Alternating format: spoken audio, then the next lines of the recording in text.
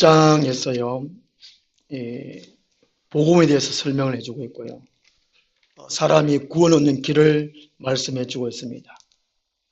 그 구원의 길을 무시한 사람들, 거절한 사람들, 자기 마음대로 사는 사람들, 1장에서 기록해주고 있고, 이제는 2장에서 하나님의 심판에 대해서 말씀해주고 있습니다.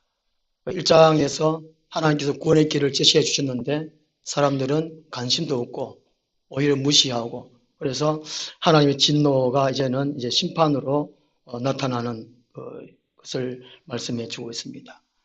로마서 2장 1절에서 8절까지 같이 한번 읽겠습니다. 그러므로 남을 판단하는 사람아, 누구를 막론하고 내가 핑계하지 못할 것은 남을 판단하는 것으로 내가 너를 정죄함이니 판단하는 내가 같은 일을 행함이니라. 이런 일을 행하는 자에게 하나님의 심판이 진리대로 되는 줄 우리가 아노라. 이런 일을 행하는 자를 판단하고도 같은 일을 행하는 사람아, 내가 하나님의 심판을 피할 줄로 생각하느냐? 혹 내가 하나님의 인자하시니 너를 인도하여 회개하게 하심을 알지 못하여 그의 인자하심과 용납하심과 길이 참으심이 풍성함을 멸시하느냐? 다만 내 고집과 회개하지 아니한 마음을 따라 진노의 날 곧 하나님의 의로우신 심판이 나타나는 그 날에 이 말 진노를 내게 쌓는도다. 하나님께서 각 사람에게 그 행한 대로 보응하시되 참고 선을 행하여 영광과 존귀와 썩지 아니함을 구하는 자에게는 영생으로 하시고, 오직 당을 지어 진리를 따르지 아니하고 불의를 따르는 자에게는 진노와 분노로 하시리라. 아멘. 오고 있는 하나님의 심판 두 번째로 말씀을 드리도록 하겠습니다. 오늘 본문 말씀에 하나님의 심판이라는 이 구절이 세 번이나 나오고 있습니다. 그만큼 하나님의 심판이 무섭기 때문에 이 심판에 대비하라는 것이죠. 하나님께서는 알려주고 있습니다. 심판이 있다. 이 세상 사람들아, 하나님의 심판이 있다. 심판을 받지 않도록 하나님께로 돌아오라, 회개하라, 그 의미입니다. 폴 앤더슨 감독의 폼페이 최후의 날 영화 다 보셨지요? 맞습니다. 예. TV 오션이나 하여튼 거기 보면 나옵니다. 저도 한 2번 정도 봤는 것 같은데 영화 참 잘 만들어지는 것 같아요. 실제적으로 역사에 있었던 일이지 않습니까? 사상 최대의 화산 폭발,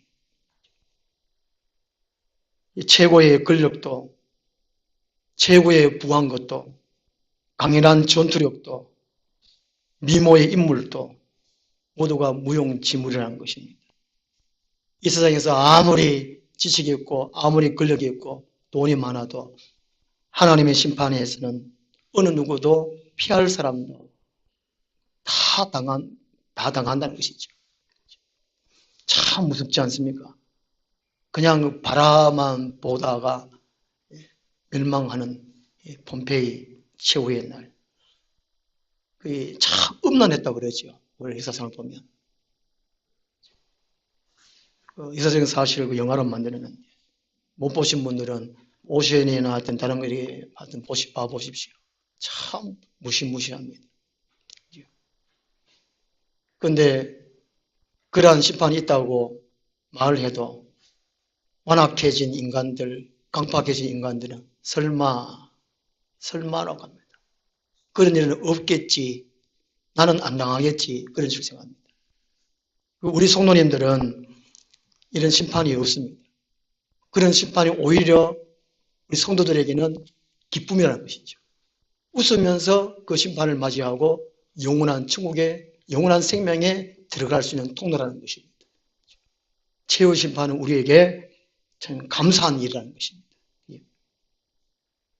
저도 얼른 이 세상을 떠나고 싶은데, 참 죄송스러운 살아있으면 살아있어요. 믿음이 충만하고 사명감이 충만해서 이렇게 살아야 되는데 믿음이 떨어져서 제가 실망도 한 일도 많고 이래가지고 그랬어요. 사명감에 불을 지펴서 사는 사람들이 우리 그리스도인이에요. 특히 마지막 때는. 대구에 이제 어떤 분하고 통화하는데, 이런저런 얘기하면서, 낚시만 이런저런 얘기하는데, 둘 다 힘 빠져가 전화다가 낚시만 한 일만, 안 되는 일만 계속 얘기하다 보니까, 둘이 지금 자살할래? 이렇게 나가면 큰일 나잖아요. 자기는 이제, 상급을 많이 받기 위해서, 이제 그냥 살아있대요. 그래가 교회를 한대요. 상급 받기 위해서. 천국 가는 것은 당연하고, 가서 칭찬받고 상급 받으려고 끌짝같이 이게 산대요. 살아있대요. 최후의 심판이 이제 있는데, 우리가 오늘날 오직 예수 그리스도를 이제 믿고 하나님을 바라보며 살아야 되지 않겠는가 하는 것입니다. 오늘 본문 말씀에서는 이 오고 있는 심판을, 하나님 심판을 당하지 아니하려면 세 가지로 이렇게 나누어서 살펴볼 수 있는데요. 그 첫 번째가 남을 판단하지 말자는 것입니다. 남을 판단하면 심판을 받게 된다는 것이죠. 남을 판단하는 것이 세 가지가 있는데, 남을 의심한다는 것입니다. 저 사람이 하나님의 자녀가 맞는가? 저 사람이 천국 갈 수 있을까? 이런 의심하는 것. 이것이 판단한다는 것입니다. 사람이 천국 가고 안 가고 하나님의 자녀가 안 하고 우리가 이날 판단할 것이 아닙니다. 그건 하나님의 소관이라는 것입니다. 우리 형제 자매끼리는 판단할 이유가 없습니다. 아무리 나쁜 짓을 하고 죄를 지어도 야, 저 인간 저거 천국 가겠나? 이 의심하는 것이 판단하는 거예요. 그 다음에 이제 판단하는 것이 비판한다는 것입니다. 알게 모르게 이제 비판하는 거죠. 특히 우리 성도님들은 알게 모르게 자기 담임 목사님을 참 이게 말을 많이 합니다. 좀 속된 말로 씹는다. 끔하고 담임 목사하고는 씹어야 맛있다. 뭐 이렇다 저렇다. 저도 많이 씹혔는 것 같아요. 저는 욕을 많이 먹어서 오래 사는 것 같아요. 벌써 웃을 텐데. 병원에서는 5년밖에 못 산다고 이렇게 의사 선생님 저한테 얘기했는데 지금 24년에서 살고 있으니까 욕을 많이 먹은 것 같아요. 욕을 더 해주시면 좋겠는데 이게 비판하는 것이 판단하는 거예요. 비판하는 것이. 그 다음에 한 가지가 이제 가라지라는 뜻이 있다고 합니다. 전혀 도움이 못 된다는 것이죠. 이게 이 가라지라는 것이 판단 속에 들어가고 있다는 겁니다. 그래서 남을 판단하는 것이 하나님의 심판을 받는다는 것입니다. 이걸 생각하셔서 나는 판단하지 말아야지 하는 것입니다. 이게 판단 자체 단어 속에서는 좋은 것입니다. 판단을 해야 생각이 판단하는 것이고 해야 우리가 선을 따르든지 악을 멀리하든지 가지 말아야 되는지 이 판단은 이거 해야 되거든요. 그리고 세 가지가 말씀드렸는데 이거는 하지 말자는 것입니다. 판단 의미에 헬라어로 크리논 요 속에는 이제 의심하고 비판하고 가라지 요거는 하지 말자는 것이죠. 그 다음에 이제 이게 하나님 심판을 받지 않기 위해서는 고집으로 살지 말고 회개하며 살자는 것입니다. 타락한 인간의 본성은 고집이 있다는 것이죠. 항소고집. 항소고집이니까 강가가 좀 문제인 것 같습니다. 지난번에 뭐 강가가 고집이다 그러는데 그래도 강가는 그래도 괜찮은 것 같은데. 체가가 좀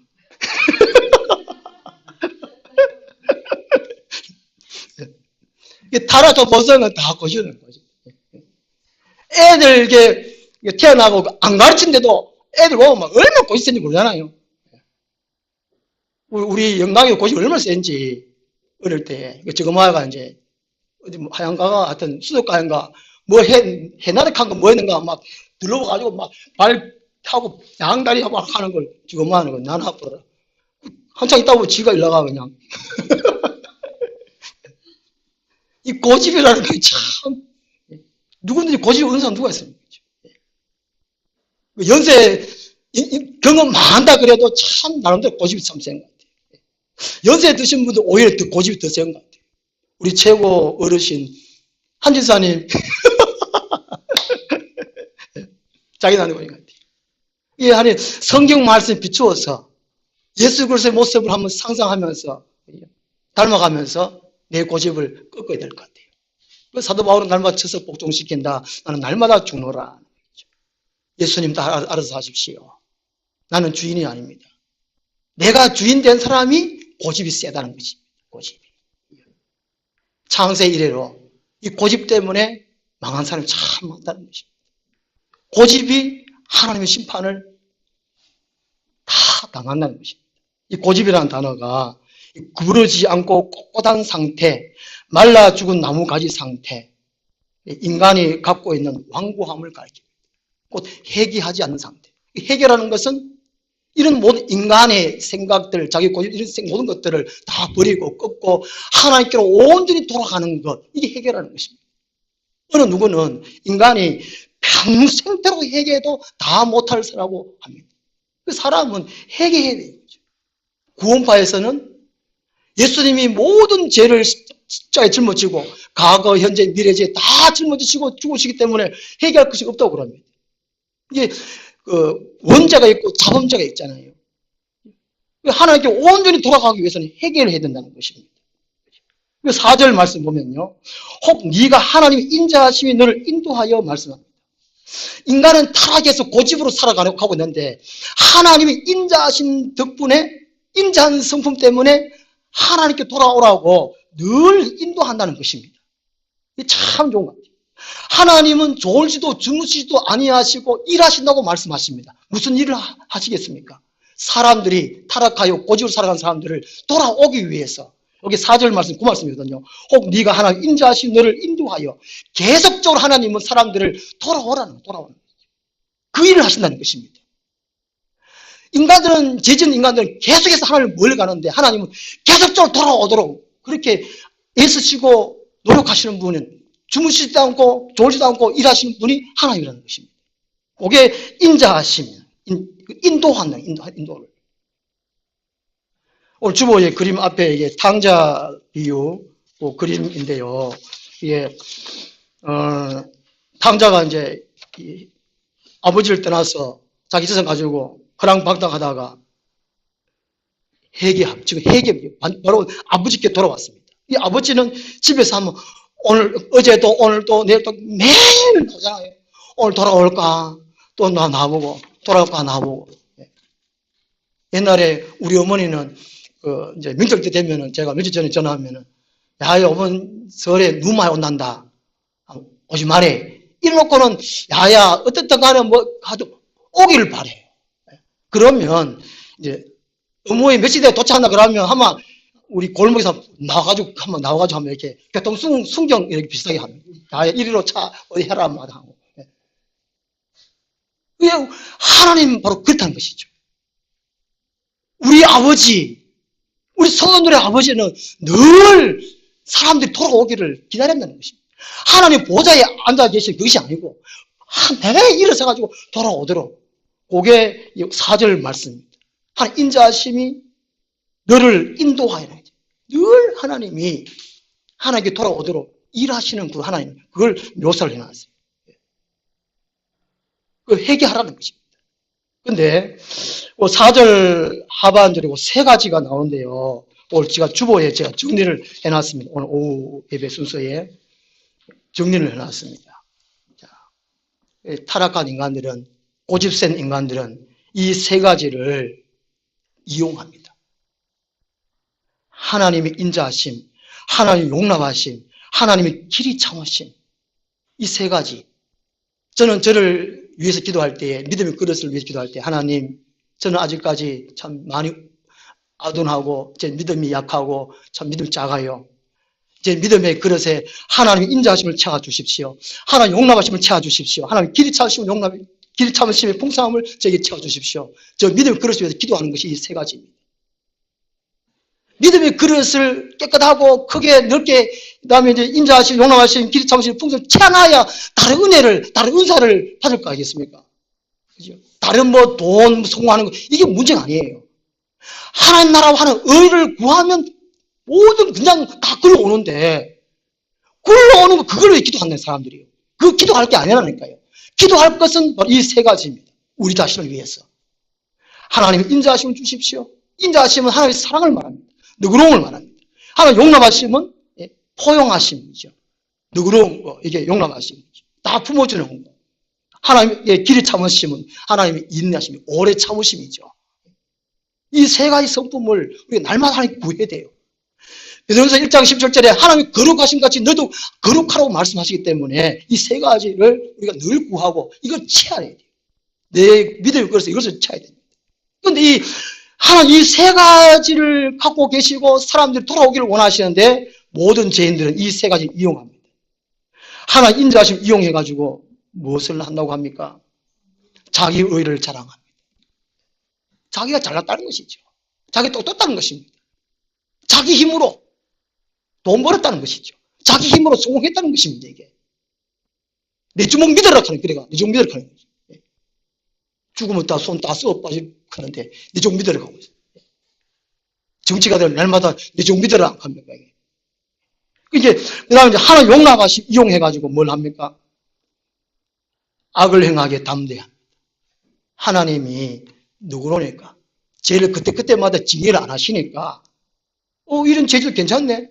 거짓말해도 괜찮네. 사기쳐도 괜찮네. 도둑질해도 괜찮네. 간음해도 괜찮네. 뭐 괜찮네. 하나님이 용납하시면 그거를 저버리고 악을 행하게 담대합니다. 전도서 8장 11절에 말해요. 그 하나님의 성품은 내버려 두고 사람들이 악을 행하게 담대하다는 것이죠.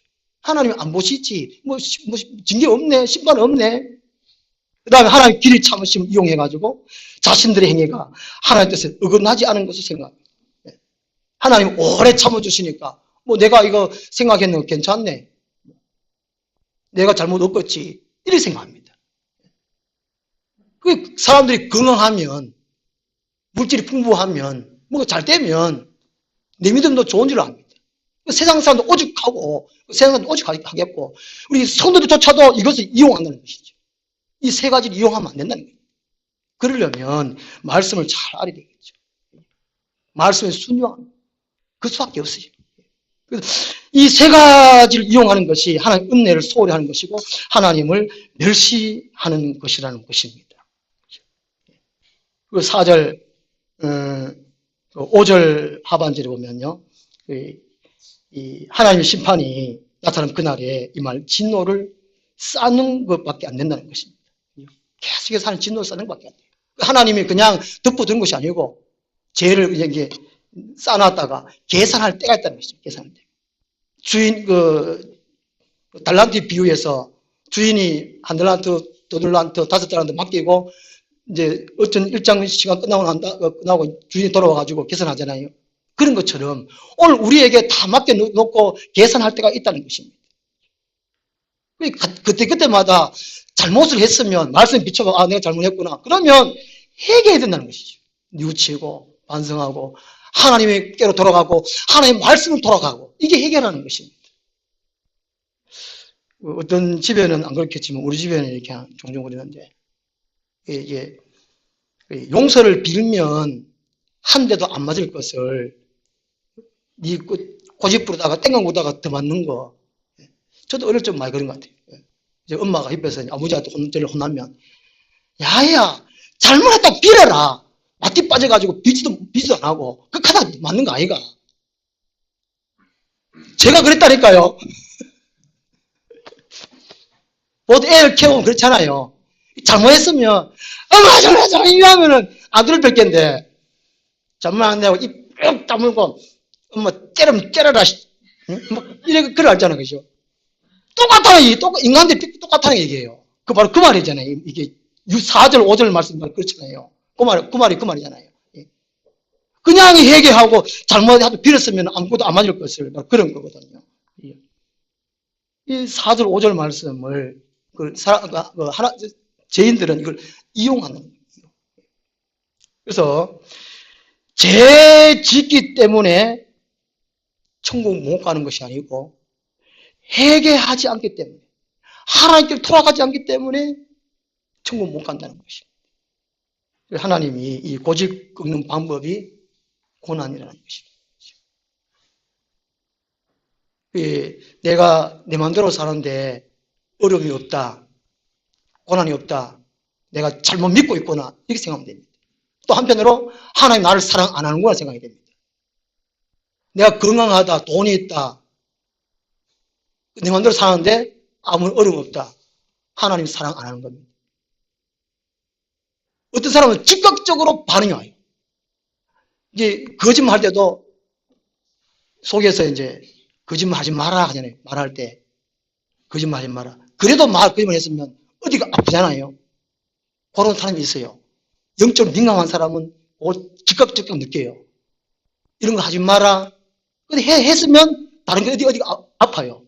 그러면 용서를 빌고 다시 원자로 돌아와야 되는데 마티 빠져가지고 또 그러면 그게 완악해지고 강팍해지죠. 그런 식으로 이게 제 길로 자꾸 하나님 타락길로 그렇게 간다는 것이죠. 하나님은 인간이 고집을 꺾는 방법이 이 징계라는 것입니다. 이게 6절 말씀 보면요.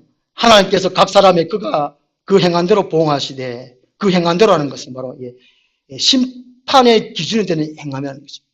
하나님은 아무리 캐나 심판하는 것이 아니고 그 사람이 행한 대로 겉으로 드러난 행위, 그리고 마음속에 품었던 생각까지도 포함하는 것이 그 행한 대로 하는 것입니다. 우리 생각조차도 아름답게 예쁘게 말씀대로 생각을 해야 된다는 것입니다. 생각이 말이 되고, 생각이 행동이 되고, 생각이 습관이 되고, 생각이 삶이 되니까 그 생각조차도 하나님의 생각을 품어야 된다는 것입니다. 바로 그게 6절 말씀이 그런 말씀입니다. 하나님 그대로 보응하신다는 것이죠. 이 보응하신다는 건 이게 보상의 뜻을 의미해 주고 있습니다. 어떤 사람하고 제가 이제 논쟁을 하는데, 하늘나라에는 상급이 있다. 저는 있다 그러고, 그 친구는 이미 예수 그리스도를 믿은 것이 상급이다. 하나님의 아버지가 된 것이 상급이기 때문에 하늘나라는 차별이 없고 다 똑같다 이러는 거예요. 어느 것이 맞습니까? 그 창세기 15장 보면은 하나님이, 성부 하나님이 아브라함을 찾아와서 너의 상급이다라고 말씀하시면서 나타나셨어요. 예수 믿는 자체, 아버지의 자녀된 자체가 상급이라는 것입니다. 근데 이 성경 전체로 특히 이제 바울 서신을 보면은 상급이 많다 그러거든요. 그래서 이 상급을 위해서라도 우리가 열심히 살아야 된다는 것이죠. 열심히 말씀 순종하고 봉사하고 섬기고 교회 일을 해야 된다는 것이죠. 여기 보응하시되, 6절에 보응하시되 바로 그런 의미입니다. 이 보상의 뜻. 믿고 말씀을 순종하는 사람들은 상급을 주고, 불신자들에게는 이게 그림표에 따라서 형벌을 내리는 것. 이것을 말씀해 주고 있습니다. 보통 부흥강사들이 상급에게서 이게 멸류관 얘기 참 많이 하잖아요. 의의 멸류관, 생명의 멸류관, 시들지 않는 멸류관. 자기는 하늘나라 가면 멸류관을 5개를 받겠다든가 바국하고, 제대로 안 믿는 사람은 개털 모자 받는다 하든가 이런 얘기 하잖아요. 그게 잘 믿으면 칭찬, 못 믿으면 천국 가도 책망 받는다는 거죠. 책망. 부끄러운 구원. 하나님의 심판을 받지 않으려면 이 고집으로 살지 말고 회개하며 살자는 것입니다. 그 다음에 이제 세 번째로요. 심판을 받지 않으려면은 7절, 8절에서 말씀해 주고 있는데요. 참고 선을 행하고 진리를 따라 살아야 된다는 것입니다. 이 참고 선을 행한다는 것은 이 성도가 이 영광의 멸관을 받기 위해서 끊임없이 다른 박질을 해가는 것을 의미해 주고 있다고 합니다. 이 바울은 이 선을 행하는 것에 다른 박질에 대해서 비유를 참 많이 해주고 있습니다. 경기하는 것을 비유를 참 많이 해주고 있거든요. 천국 갈 때까지 끊임없이 달리기, 이게 참고 선을 행한다는 그 의미가 바로 그런 거라는 것이죠. 상급 받기 위해서, 영광의 멸관을 받기 위해서. 저도 멸관이 있는지 저도 잘 모르겠는데, 이렇게 시금 앞에서 떠들고 잘난 척 하다가 우리 다 천국 가가지고 천국의 가장 시골에 참 꼬짝이 한 곳에 있으면 저보고 또 우리 지사님은 저 인간은 별로 일도 안 하고 별로 교회도 잘 안 다니는데 하늘나라가 멸관 받고 이상하네 이러지 마시고, 하여튼 이게 참고 선행한다는 것이 열심히 이게 영광 멸관 받기 위해서 다른 막질 한다는 것이 이걸 말하고 있어요. 운동선수들이 이게 금메달을 받기 위해서 땀을 그렇게 흘잖아요. 먹고 싶은 음식도 잘 안 먹고, 놀고 싶은 것도 싫은 것도 별로 안 하고, 최선을 다해서 하는 거. 이걸 말한다. 이게 참는 게 참 어려운 것 같아요. 박규호 어르신은 그 아내가 50대 후반인가 치매가 왔대요. 50도 만이 30, 하여튼 30년 동안 아내가 30, 치매로 고생을 하고, 이 박교 어르신이 뒷바라지를 하고 이렇게 살았대요. 하여튼 막 고생을 했대요. 치매, 자기 아내가. 그렇게 아내를 돌보고 살았대요. 그러니까 가슴에 한이 맺혔대요. 이게 가슴이 이렇게 튀어나왔답니다만은. 병원 갔더니만은 결혼하세요. 이러더랍니다. 의사 선생님이. 그래가지고 또 누굴 또 소개해 주는데 뭐 그런 얘기도 하시고 하는데. 하여튼 그런 얘기 저희 하고 하는데. 결국에는 이제 자기 아내가 이제 돌아가시는데 그 아들하고 딸들이 와가지고 뭐 장사 지내고 49제 지낸다 하는 거를 이 박교 어르신이 아주 막 꾸중을 했다는 것이죠. 너 엄마가 치매로 그렇게 고생할 때는 들다 보는 거 들다 보지도 안 하고 돌아보지도 안 하고 해준 것도 없어놓고 49제 예놈 새끼들 막 그렇거나 막 아들이고 사이고 막 다 도망가 보더라는 거예요. 그렇게 힘들고 할 때는 돌아보지 안 하면서 엄마가 죽고 난 다음에 49제, 50제 아이도 먹고 그가한테 뭐 필요했냐는 것이죠. 제사 이놈 새끼를 막 제사 좋아하고 있는 어르신이 그때 예수 안 믿었는데 참 복음적인 삶을 사는 것 같아요. 그렇죠? 성경에 보면은 부모가 살아 계실 때 돌봐야 돼요. 부모가 죽은 다음에 묘지 땅을 넓게 하고 그거 모지 뭐 빚을 세우고 자리가 하면 뭐합니까? 그래가지고 그 뭐 하여튼 제사 때마다 뭘 차려놓고 뭐 종종 보고 싶으면 뭐 그가 꽃딱 갖다 놓고 우리 넷째 누나인가 한 번씩 가가 뭐 우리 엄마가 딸기 좋아했다는가 뭐 해가지고 딸 갖다 누나 그거 엄마한테 그거 죽은 엄마 거 갖다 주지 말고 날 좀 갖다 달라고 그렇잖아요. 죽은 다음에 제사를 뭐 그 다 귀신이 조금 속임수인데 살아 계실 때 한 번 더 찾아뵙고 전화드리고 이렇게 하는 거 아닙니까? 그 박교 어르신이 저를 참 좋아해요. 저보고 이런 사람은 처음 봤다는 거예요. 그래가 이제 식사를 이제 돌아들 하는데 제가 자꾸 내니까 한번 가위바위보 하고 제가 이겨가지고 돈 내니까 목사님이 그런 걸 왜냐고 진 사람이 돈 내지 하고 살아 계실 때 잘해야 돼요. 살아 계실 때. 죽어보면 다 헛바이라니까요. 제일 효다는 것은 예수 믿도록 하는 겁니다. 말해가지고 안 되는 건 어쩔 수 없고 어머니 천국에 있습니다. 지옥에 있습니다. 교회 다니셔야 됩니다. 예수는 믿어야 됩니다. 전해주고 안 믿으면 할 수 없고 최고의 효대는 천국 보내드리는 거 아닙니까?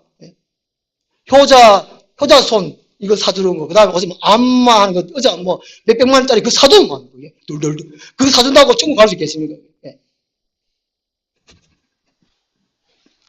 이게 참는다는 게 참 어려운 것 같아요. 이 박교 어르신이 30년 동안 자기 아내를 뒷바라지했다. 긴 병에 효자 없다 그러잖아요. 제 아내도 저한테 콩팥은 찢었는데 나머지 사는 건 니 살아라. 저보고. 저도 참 고생 참 많아요. 참 이게 박교 어르신 열년대 남자분은 뭘 합니까? 열분. 나 좀 열남인가? 우리가 이제 예수 그리스도 믿고 천국 갈 때까지 참아야 할 일이 얼마나 많은지 모릅니다. 성경에 보면 특히 오늘 13절 보면은 이 참는 것에서 참아라, 견뎌라, 인내해라, 오래 참아라 다 같은 말인데 참아라, 견뎌라, 오래 참아라, 길이 참아라. 참 예수 믿고 많이 참아야 돼요. 많이 참아야 돼요.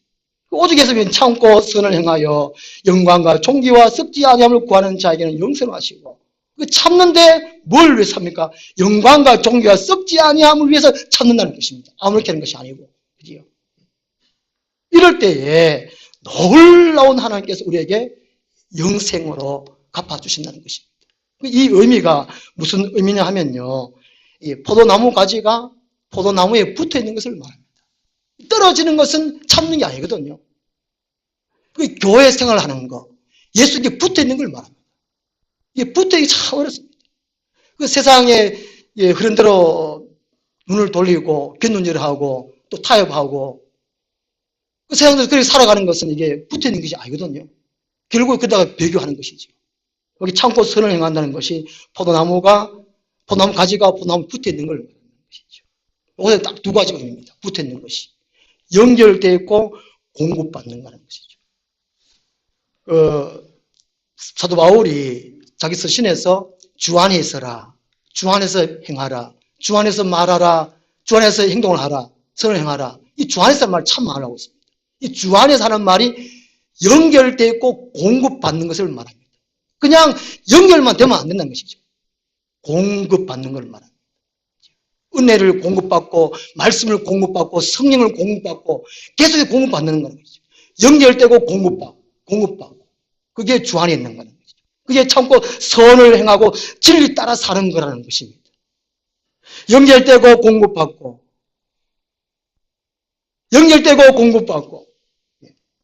연결만 되면 안 된다는 거죠. 공급받는 같이 된다는 것이죠. 근데 8절 보면요. 오직 당을 지어, 이게 당을 짓는 자체가 자기 육신대로 사는 걸 말합니다. 이기적인 욕망을 따라 산다는 것을 말합니다. 그리고 이제 이솝 이야기의 이 박쥐에 해당되는 것 같아요. 날짐승이 새가 이기면 고개 올라갔다가 나도 새가 그래가지고 붙고, 또 동물 짐승이 네 발 짐승 이기면 나는 또 걸어다니니까 짐승이다 하고 붙고 박쥐 얘기하십니다. 어느 게 이렇다 싶으면 거기 딱 붙고, 그 이제 당을 지하는 그 뜻이 공동체에서 좀 불리하다 싶으면 쉽게 이게 발뺌하는 거, 그걸 말한다고 합니다. 이익이 되는데, 유익이 되는데 거기 편에 딱 붙는 거, 그게 당을 지어라는 것이죠. 그거는 참고 선을 행하고 진리를 따라 사는 것이 아니라는 것이죠. 오늘 국가적으로도 이게 아마 참 그런 것 같아요. 동영상 보면 이 정부 여당을 요거 참 많은 것 같아요. 이 태극기와 촛불이죠. 이 두 개를 나눈 것 같아요. 옛날부터 조선시대, 고려시대, 그부터 아마 당을 만드는 우리나라 같아요. 우리나라는 하여튼 당을 짓고 헐뜯고 음해하고 모함하고 우리나라 그런 것 같아요. 저도 모함 당해봤는데 참 서럽잖아요. 서러워. 어디가 하소연할 때도 없고, 하나님 아버지 내 모함 당했으니까 또 가만히 계시고, 참 억울한 일만. 얼마 전에 대구 초등학생 태극기 들고 문재인은 빨갱이 사상이 빨갱이다 하고 그거 인터넷 뉴스에 났더라고요.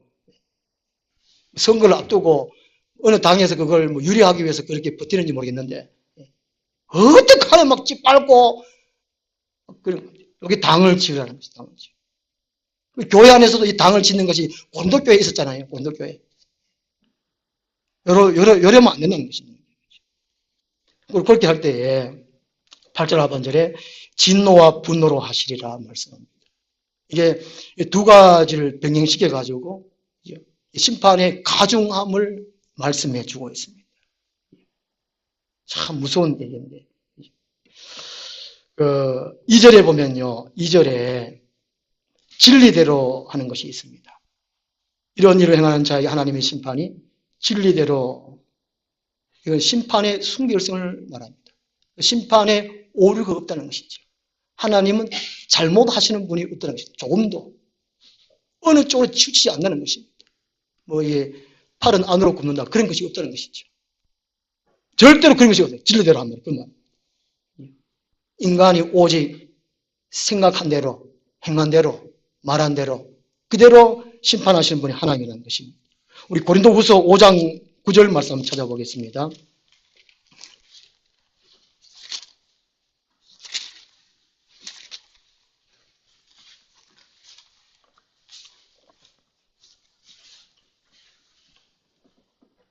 보통 우리가 하나님을 기쁘게 해드리자 그렇게 말합니다. 그게 왜 그러냐 하면은 심판을 받지 않기 위함입니다.